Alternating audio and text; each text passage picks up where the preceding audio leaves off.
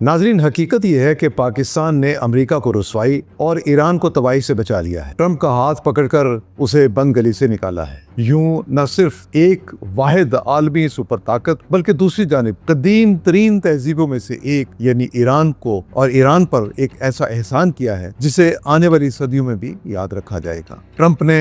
Atom bomb के अलावा हर तबाहकुन हथियार इस्तेमाल कर लिया, लेकिन फिर भी वो ईरान में अपने फौजी उतारने की हिम्मत नहीं कर सका। ईरानी क़यादत को, ईरानी अवाम को गालियां तक दी और ये फ्रस्ट्रेशन की आखिरी हद थी, लेकिन फिर भी ईरान डटा रहा। ट्रंप की डेडलाइन अमेरिकी वक्त के मुताबिक मंगल 7 मार्च की शब 8 बजे तक थी, यानी पाकिस्तान में बुध की सुबह 5 बजे। और ये महसूस हो रहा था और दुनिया भर में ये खदशा जाहिर किया जा रहा था कि ना तो कोई डील होगी बल्कि डेडलाइन गुजर जाएगी और अमेरिका फिर खौफनाक हमले ईरान पर शुरू कर देगा। 7 मार्च को जब दिन गुजर गया तो पाकिस्तान की तरह दुनिया भर में मायूसी थी, क्योंकि किसी को नहीं मालूम था कि क्या कोई मुज़ाकरात कामयाब हो सकते हैं। पाकिस्तान के वज़ीर ख़ारजा इसहाक डार की गुफ्तगू वो बहुत फ्रस्ट्रेशन का इजहार थी। उन्होंने कहा कि हमने अमन के लिए पूरी कोशिशें करके देख ली हैं।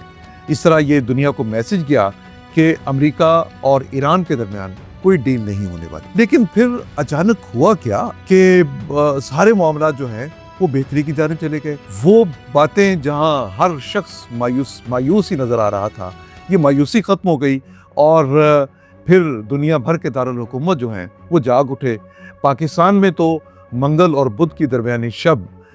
हर शख्स जो है वो बाखबर आदमी जो है वो इस इंतज़ार में था कि अब कोई डील हुई, कि अब कोई नई खुशखबरी आई। लेकिन जहां खदशात थे वहीं अमेरिका, यरूशलेम, तेहरान, लंदन,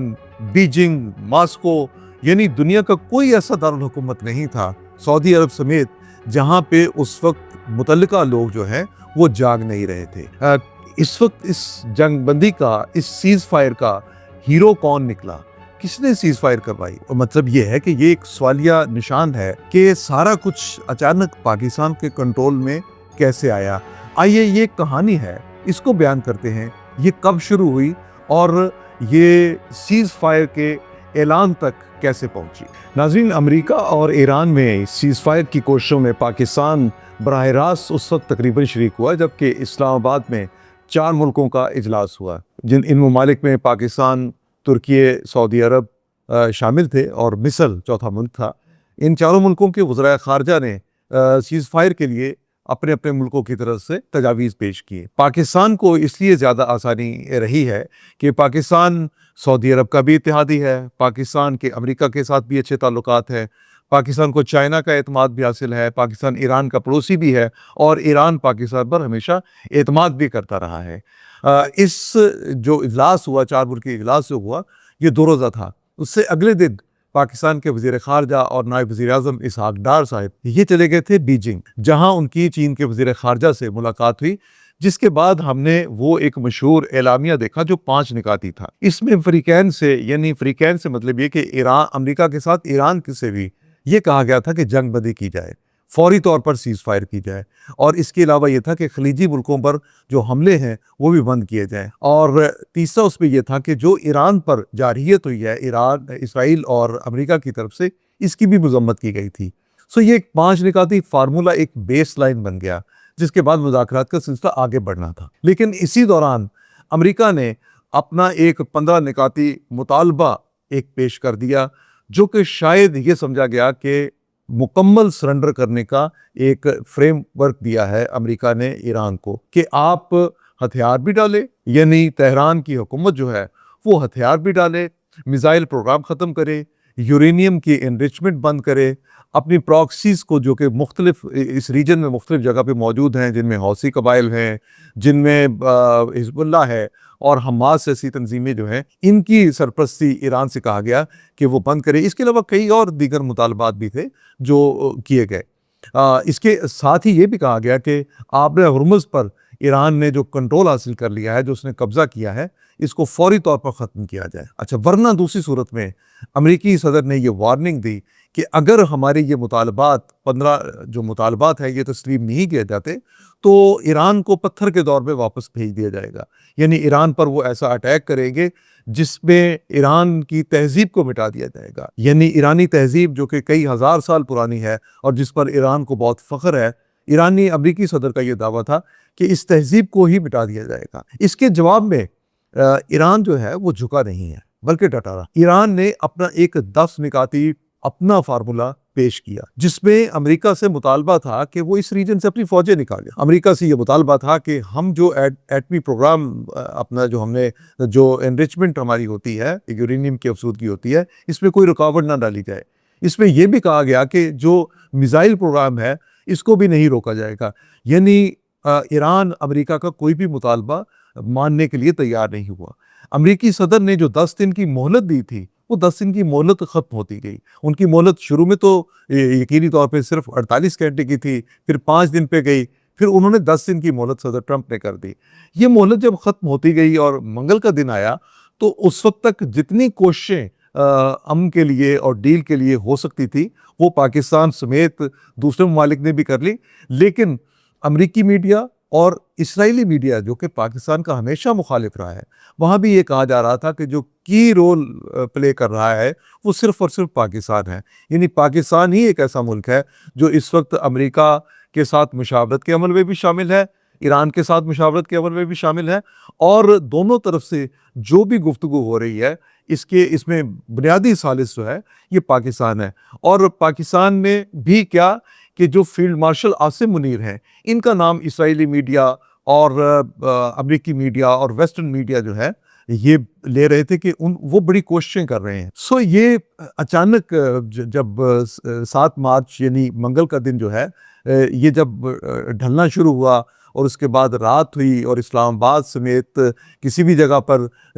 ہر شخص جو ہے ایک مایوسی کا اظہار کر رہا تھا، اور 7 مارچ کو ہی وزیر خارجہ اسحاق ڈار نے جو بات کی، ان کی باتوں سے بھی یہ نظر آ رہا تھا کہ وہ شاید یہ سمجھتے ہیں کہ اب امن کی کوشش جو ہے وہ کرنے کا فائدہ کوئی نہیں اور معاملات آگے نہیں بڑھ سکتے۔ لیکن پھر اچانک ایسا کیا ہوا کہ پاکستانی قیادت نے جو باتیں بھی کی، امریکہ اور ایران کے سامنے جو بھی اپنا پلان رکھا، اس کو دونوں ملکوں نے ایکسیپٹ کر لیا، اور اس طرح ایکسیپٹ کر دیا کہ امریکہ کے علاوہ اسرائیل بھی اس معاہدے کی پابندی پر مجبور ہو گیا، یعنی وہ بھی اس معاہدے میں ایک طرح کا اس سیز فائر میں شامل ہو گیا ہے۔ اگرچہ پاکستان نے ڈائریکٹ اسرائیل سے تو کوئی بات نہیں کی، لیکن امریکہ سے جو بات ہوئی ہے وہ اب سوال یہی ہے کہ وہ معاملات جو کہیں حل نہیں ہو رہے تھے آخر وہ کیسے حل ہو گئے، اور وہ جنگ بندی جو کہیں نظر نہیں آ رہی تھی وہ کیسے جنگ بندی ہو گئی؟ کیا صدر ٹرمپ کا اعتماد شہباز شریف صاحب کو اس حد تک حاصل ہے کہ جہاں پہ وہ صدر ٹرمپ کے بہاف پہ ایرانی قیادت سے کوئی بات کر سکتے تھے، یا پھر ایرانی قیادت کا اعتماد اتنا حاصل ہے شہباز شریف صاحب کو کہ وہ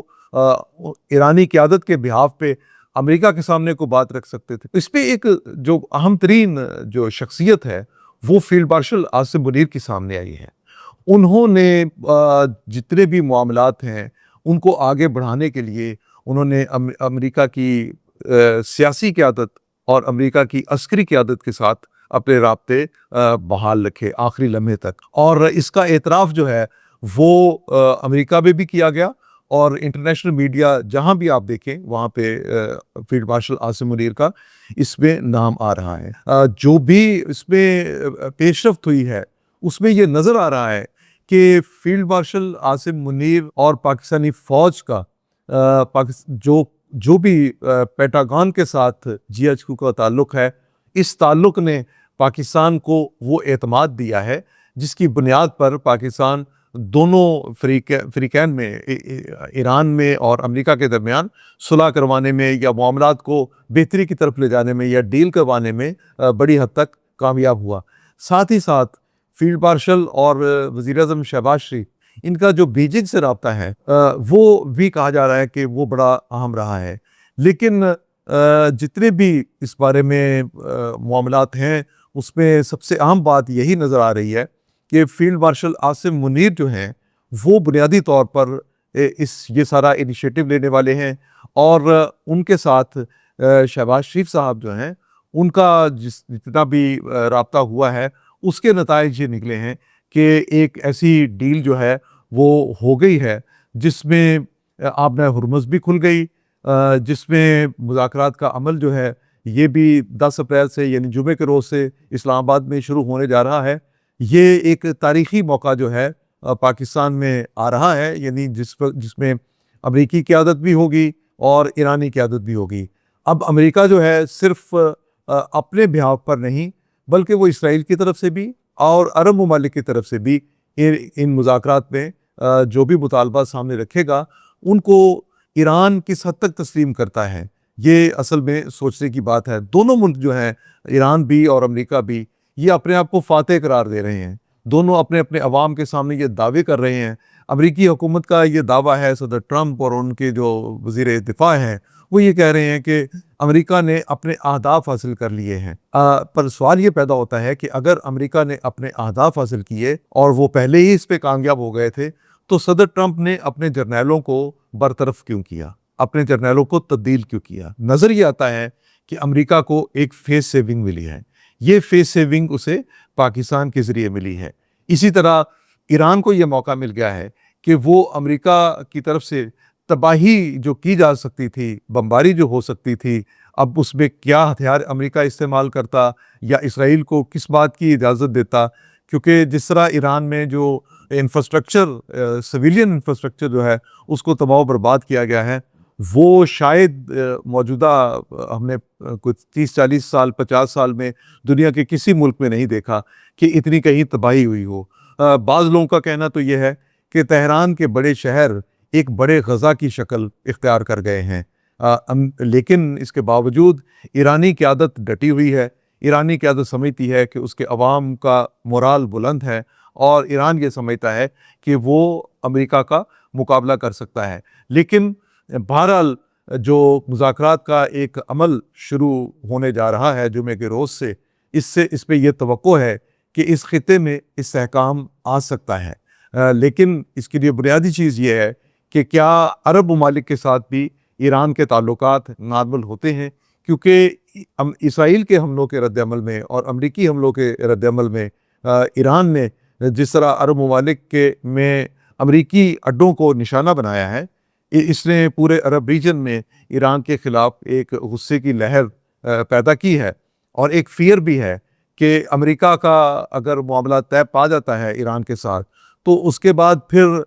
یہ عرب ممالک جو یقینی طور پر آبادی کے لحاظ سے اور فوجی طاقت کے لحاظ سے بھی ایران سے کہیں کم ہیں اور اسرائیل کے مقابلے میں بھی نہیں ہیں، تو پھر ان ملکوں کا معاملہ جو ہے اس کو کون دیکھے گا؟ کیا امریکہ اپنے فوجی اڈے یہاں سے ختم کر دے گا یا امریکی فوجی اڈے بھی رہیں گے؟ کیونکہ ایران کا ایک بڑا مطالبہ تو یہ ہے کہ امریکہ اس ریجن سے اپنے تمام بیسز ختم کرے۔ ایران یہ بھی چاہتا ہے کہ اس کو جنگ کا ایک طرح کا تاوان ادا کیا جائے، اور اس کا یہ بھی مطالبہ ہے تاکہ وہ تعمیر نو کے لیے اسی پیسے کو خرچ کر سکے۔ ایران کا یہ بھی مطالبہ ہے کہ آبِ ہرمز پر اس کا کنٹرول جو ہے اس کو مستقل طور پر تسلیم کر لیا جائے۔ امریکہ کیا یہ مطالبات کو ماننے کے لیے تیار ہے ان مطالبات کو یا نہیں؟ اس کا فیصلہ جو ہے جو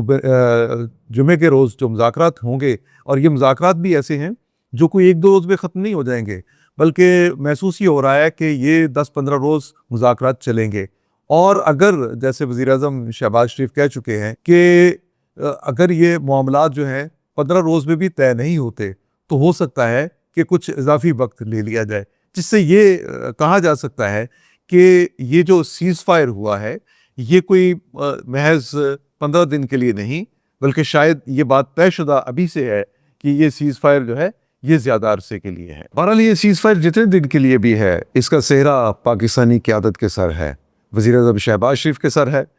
لیکن بالخصوص فیلڈ مارشل عاصم منیر کے سر ہے۔